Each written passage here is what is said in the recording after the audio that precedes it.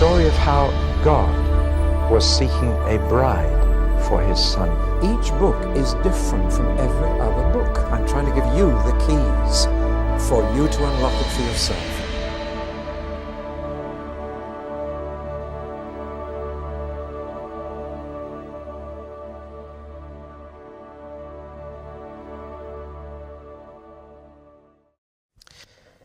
We shall shortly be studying Malachi, the last book in the Old Testament.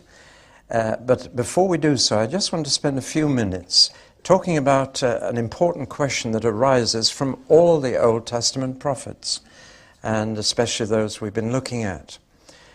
Most of the Old Testament prophets make predictions about the future of the nation Israel, the Jewish people.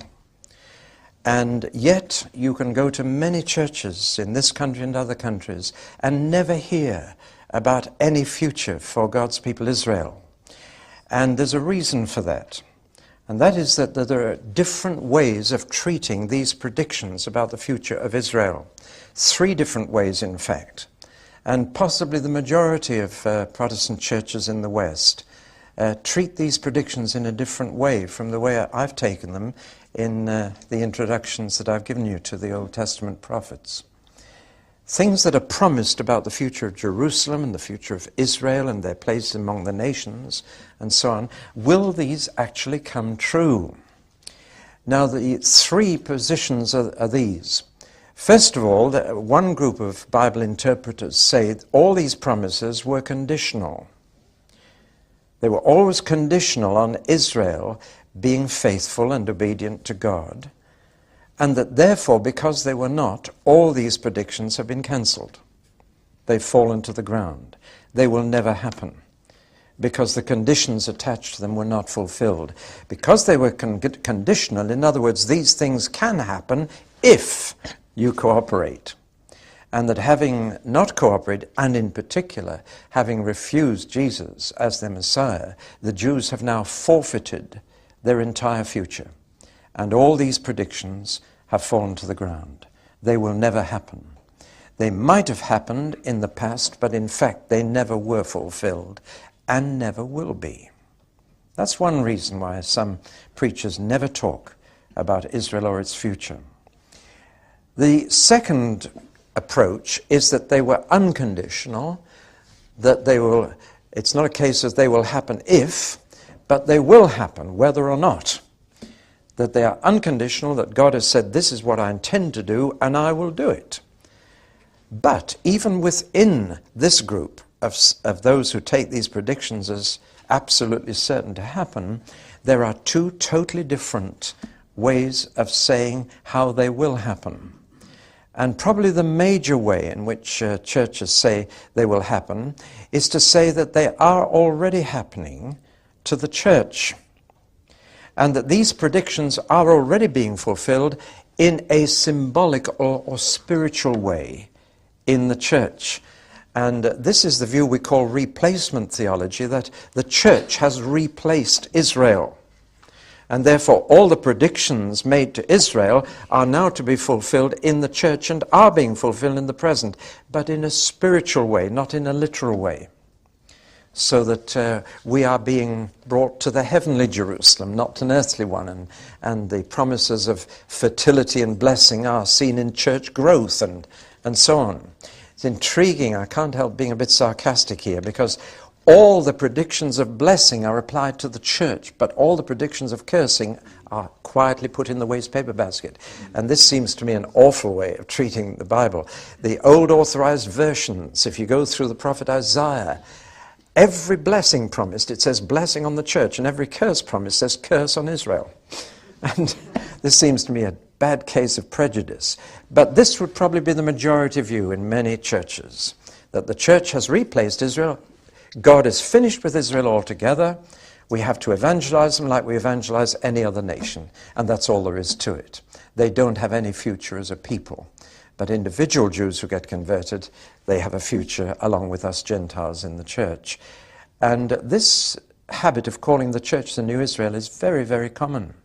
And yet the name Israel occurs 74 times in the New Testament, and not once is it clearly applied to the church. In 73 of those, it is clearly applied to the Jewish people. There's only one verse that could be a little ambiguous. Now, that's not enough to apply the name Israel to the church. And I believe we shouldn't call the church the New Israel. The New Testament doesn't do it. But that's that second view. So that it says these predictions made to Israel are now being fulfilled in the present, in the church, but in a spiritual way, and therefore are fulfilled by Christ's first coming. The third and last view, and the view I've taken when I've been teaching the prophets to you, is that those predictions were unconditional, they will happen, but that they will happen literally to Israel, as God said they would. And that therefore most of them are still future. The phrase, then all Israel will be saved, is taken by these people to mean the church will be complete. But here it's that Israel will be saved. And therefore the fulfillment of these predictions tends to focus on the second coming rather than the first coming of Christ. Now here are three positions, and you must work your way through and come to your own conviction about these. But some of the decisive factors to me are particularly Paul's section in the letter to the Romans, and particularly Romans chapter 11, where he says, has God finished with the Jews? Never. They may have rejected him, but he hasn't rejected them. And the fact that people like Malachi say, I hate divorce. God doesn't give up that easily on a people. He said to them again and again, you may break my covenant with you, but I will never break it. And the fact that Israel is still around, I believe to be proof that God keeps his word. They are still his chosen people, even in unbelief, because he chose them, and he doesn't go back on his promises. Well, now, I've given away my position, it's there, and therefore the second coming seems to be a focus for much of the fulfillment of all this. I do find that these people have a very hazy view as to why Jesus is coming back. If you ask them, do you believe Jesus is coming back? They say, oh yes. Then why? What do you think he's coming back to do? Take us to heaven, but you'll already be there if you've died. Why does he have to come back? And why does he have to bring all of us back?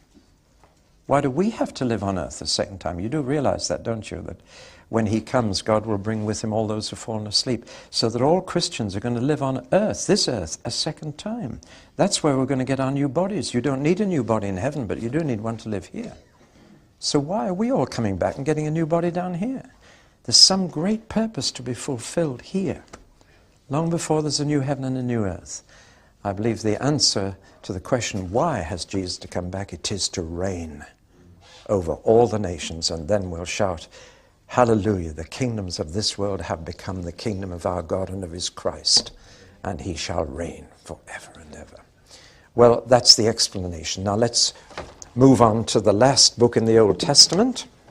And this happens to be the last video I make on the Bible. We've made 65 others, and this is the last book that we're putting onto video. The background to Malachi is much the same as for Haggai and Zechariah, only worse. We have now gone 100 years after the return from exile in Babylon, and I'm afraid things are not good. Jerusalem is still deserted. People living in the country around them still don't want them back. The land is still largely barren and uncultivated. There are poor harvests, and they're getting locust swarms. Life is hard and precarious. The building is finished of the temple, but it's such a small thing compared with Solomon's. It was finished in 520, but now we're way down the line. The walls, which were broken, have been built up by Nehemiah, but people still prefer living out in the country, and it's a job getting them back into town. They haven't built a palace because they don't have a king. They've got the royal line, but the family of Zerubbabel is living in a poor house. They're not allowed to reign. The Persian governor is still their ruler. They're still just a little hill town and surrounding villages. They're nothing like the kingdom of David. And so the people are disappointed and disillusioned and even despairing. And they're beginning to ask, was it worth it?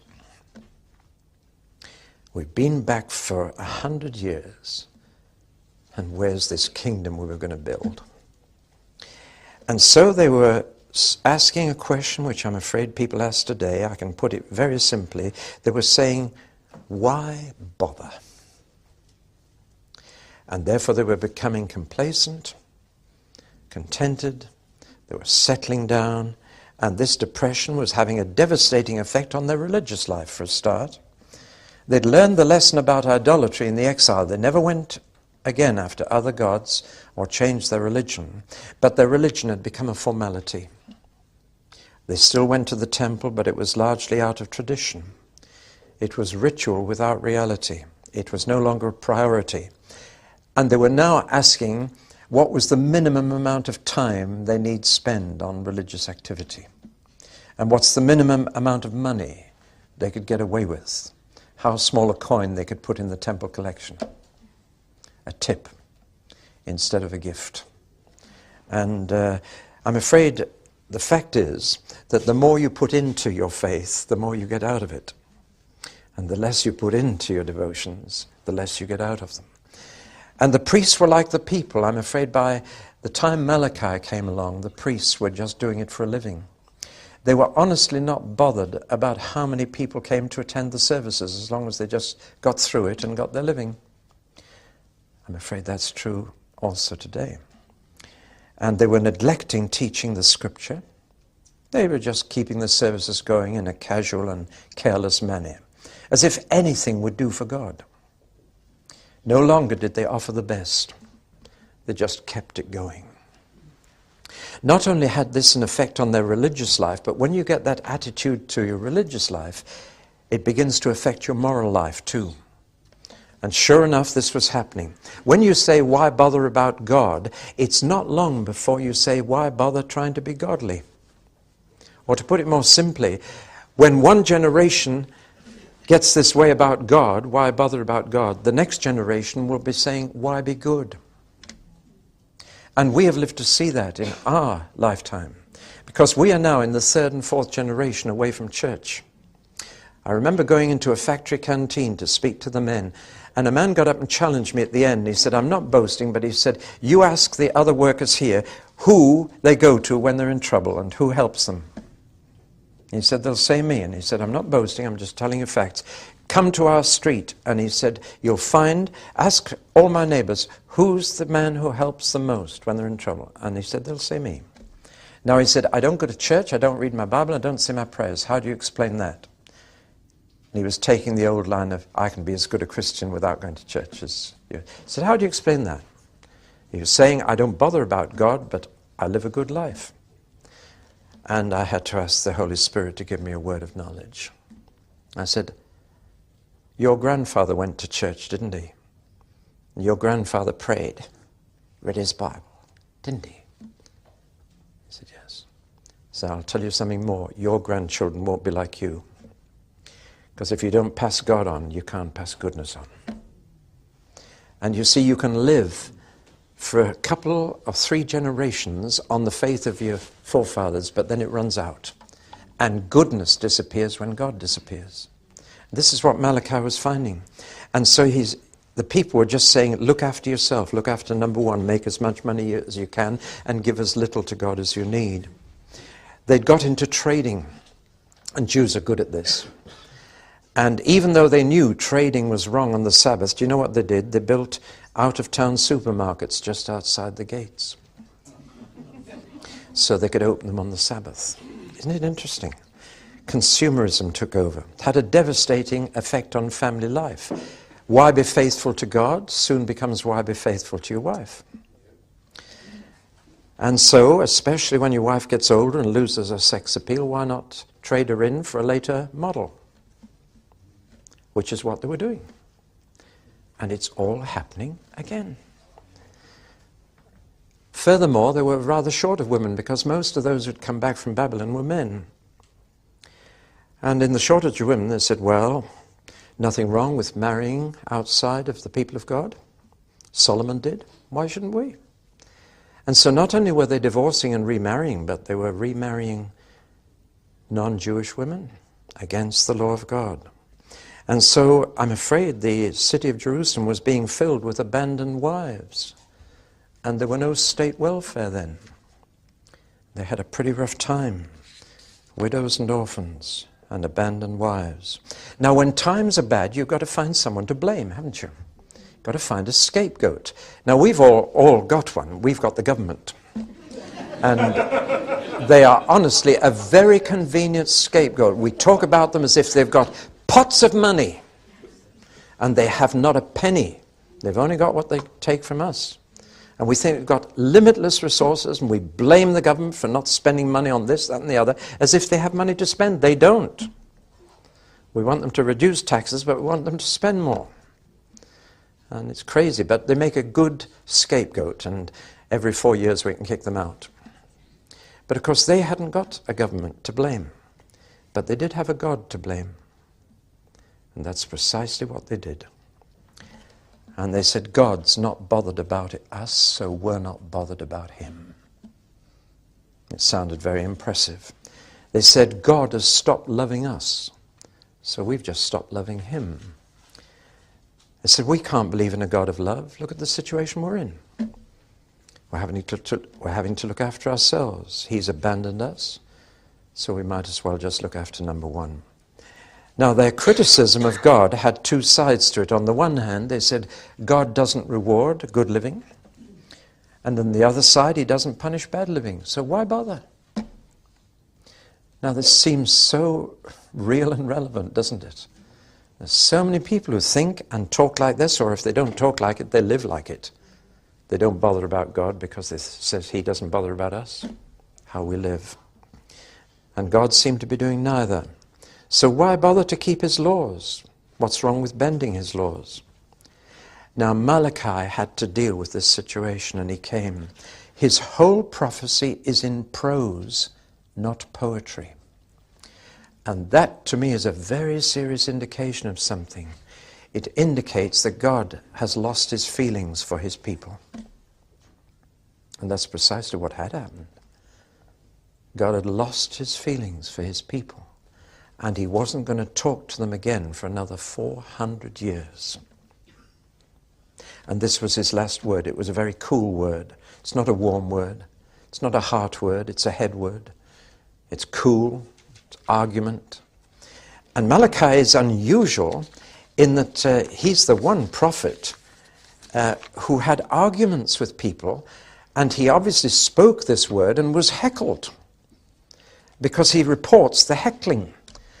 They were offended by his preaching because his basic message was, you started all this. It was not God who stopped being bothered about you. You did it first. Much the same as Haggai.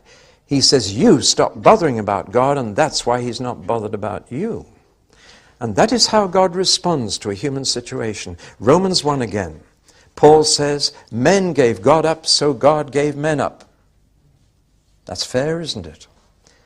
And when a nation gives God up, he gives them up. Do you know that Britain is the second most godless nation in the entire world? Reader's Digest did a survey of faith, general faith in God or gods around the world. They found that Japan was the most godless and the least religious, and that Britain was second. They make you proud to be British. We live in the second most godless nation in the world. People aren't bothered. But when people are not bothered about him, I'm afraid he doesn't bother about us. And look what is the result. That's when violence takes over. That's when selfishness and pride take over. Well, he said, you were the first to stop loving. You were the first to stop caring. You were the first to stop bothering. He's only responding in kind to you. You lost interest in him, and now he's tired of you. And your lack of real love for him is the basic problem. And they didn't believe him. They were terribly offended. There were repeated protests of innocence from the congregation. It's not as bad as you make out. They felt insulted and offended. They were indignant, and they argued. And they said, how did we stop caring for God? Spell it out. You know, it's much the same in the parable of the sheep and the goats in Jesus' teaching. When he said, I was in prison and you didn't visit me, I was hungry and you didn't feed me. He said, how? We never saw you in prison. We never saw you hungry. Oh, yes, you did, he said, because I live in my brethren. When you do it to my brothers, you're doing it to me.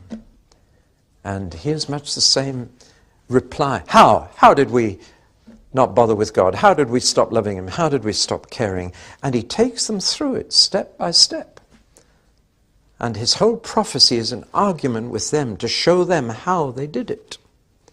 How they stopped caring about God and therefore caused him to stop caring about them. Well, that's the background. And Malachi has some unique features, 5 very unusual features, which I'll just mention before we go through it in detail in the next talk. But here is the 5 major features which make Malachi quite unique. First, there are more God words in Malachi than in any other of the minor prophets. There are 47 out of 55 verses are the direct words of God.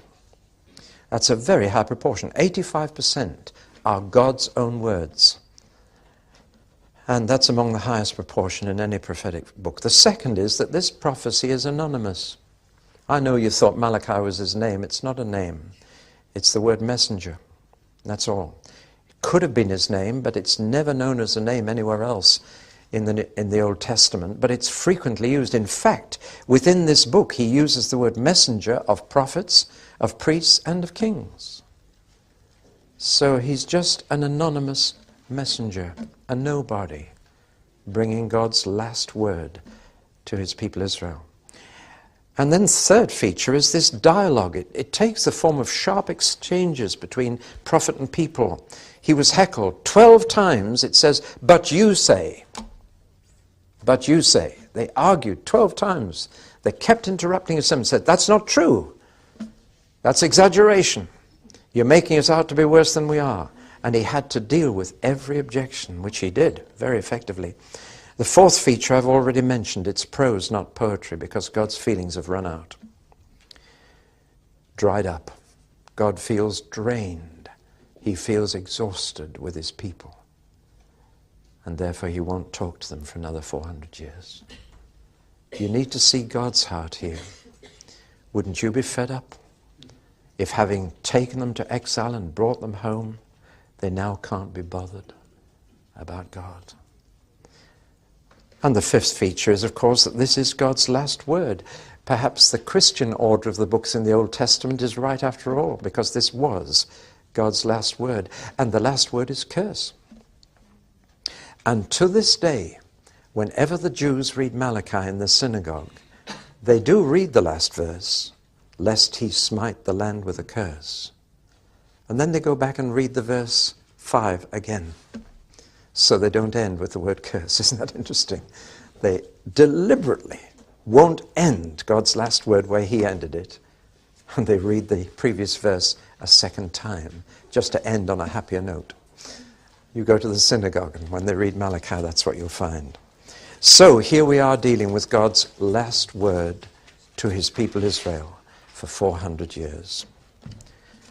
Well, now, as we look at the outline itself, we'll take just the first little bit. He announced that God had loved Jacob and hated Esau.